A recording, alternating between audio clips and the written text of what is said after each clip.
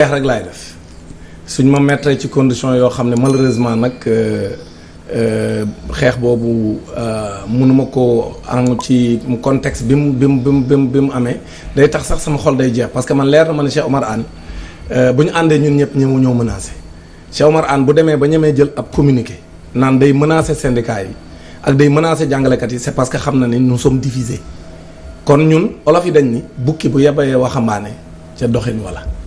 ñun bu ñu taxawee fi ñu war a taxaw ñun jàngalekat yi waxuma la ministre mais président de la république sax ñi mu ñoo menacé kon communiqué boobu li ma ciy jàngate dafa bëri d'abord premier jàngat ma ciy def mooy Cheikh Oumar Anne jàpp naa ne am na lu ñu ko déey parce que Cheikh Oumar Anne bu ñemee taxaw jël ab communiqué di ñu menacé parce que bu ñu fàtte sànq dafa am lu ma la fi wax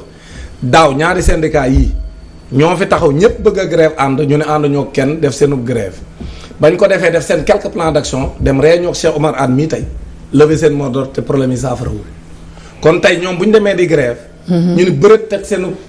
journée morte moom mu menacé te kenn déggu leen ci comme ni ma ko waxee démb dafa mel ni ab baara yëgoo bu leer naa ñi donc ça veut dire que Cheikh li muy def noonu jàpp naa ne am na lu ñu ko déey mais gis nga lu ñu ko mën a déey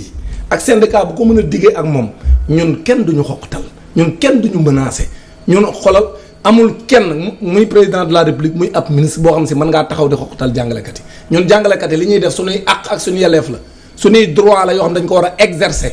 ñun bu ñu grévé ragaluñ ko dagg suñu salaire boo ko daggee teg ko ci yoon mais c'est dagg yu sauvage yooyu bu ñu ko fi bëggee def bi yoon duñ ko accepter te lu ne mën na koo jut ci njàng meeg njàngale mi ñun suñu problème rek mooy syndicat yi nga xam ne nangu ñu àndandoo ak ñun syndicat yëpp ñu àndandoo comme ni ko étudiant comme ni ko secteur yëpp di defee actuellement nga xam ne dañuy boole doole ji parce que bu ñu demee ba ab ministre taxaw di ñu menacer loolu rek war na tax ñu ànd boole suñu doole parce que léegi bu ñu demee ba Cheikh Oumar Anne ñemee taxaw di jël ab communiqué comme ni nga ko waxee ci communiqué bi li mu ci wax dafa wax yu graaw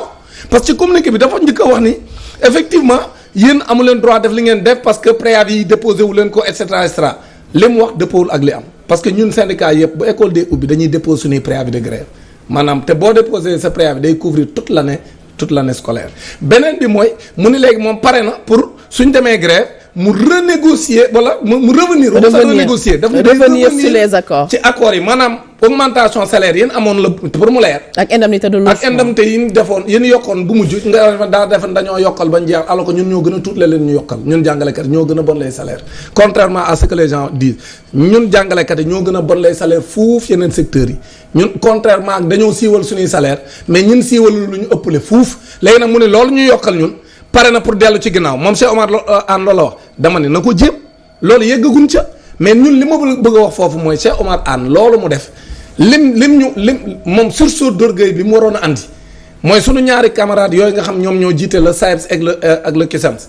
dañu war a xam ne jot na pour que ñun syndicat yépp syndicat représentatif comme syndicat non représentatif jàngalekat yi li ñu bëgg mooy ñépp ànd teg benn plateforme revendicative boo xam dañ naan lii mooy jafe-jafe yi yii ma fi lim ak yi ma limul parce que sànq bi may lim fàtte naa lim les MEPS dégg ngeen coow MEPS yi mooy les maîtres d'éducation physique et sportive yi nga xam si ñu ngi leen di jaay doole di xaar seen formation ñu bëgg leen a traîner en longueur parce que ñu bëri ñoom ñi ngi waaj dem retraite te ñoom sax li ñu doon demandé mooy le reversement direct dans le corps des PCMG en EPS te kenn defalu leen ko ñi nga xam ne ñooy METP également nga xam ñoom ñooy seen i naataangoo yi nekk ci formation professionnelle bi ñoom également tey jii rek ñoom laa waroon recevoir donc émission bi moo tax ñu dàq ko ba ëllëg mais ñoom aussi ñi ngi wër di xeex pour que ñoom ñoom METP yi ñu intégrer leen dans la fonction publique parce que ñi ngi liggéey bu mucc ayib dans la formation professionnelle te kenn joxu leen seen gëdd c'est la même chose ak ni nga xam ñoom lañ tuddee les diplômés professionnels ci 5000 enseignants yi actuellement ñu bëri ñoom seen i acte d'intégration mi ngi génn mais ñi ngi leen di considérer comme des décisionnaires alors que ñoom ñu ci bëri ñoom seen i diplôme ñi ngi ko amoon bu yàgg bi ñu nekk ci privé bi te privé contrairement li Sénégalais yow privé ñi koy def service public la ñuy def école privée yi état la ñuy liggéeyal parce que bu école privée amul woon état bi day yokk nombre d'écoles publiques yi bu école privée amul woon école publique yi day gën a yokk jàngalekat li mu jàngalekat day gën a yokk état bi xaalis bi muy joxe day gën a yokk d'ailleurs loolu moo tax sax chaque année état di subventionner école privée yi parce que école privée li muy def service public la c'est-à-dire que donc aujourd'hui ñooñu am seen i diplôme dans l'école privée ñoom les diplômés professionnels yi mu jël ci 5000 enseignants yi tey ñoom ñëpp seen actes yi ñu ngi génn mais ñu ngi leen di def ay décisionnaires alors que décisionnaire li ñu bëgg ñun jàngalekat yi mooy ñu jëlee fi décisionnaire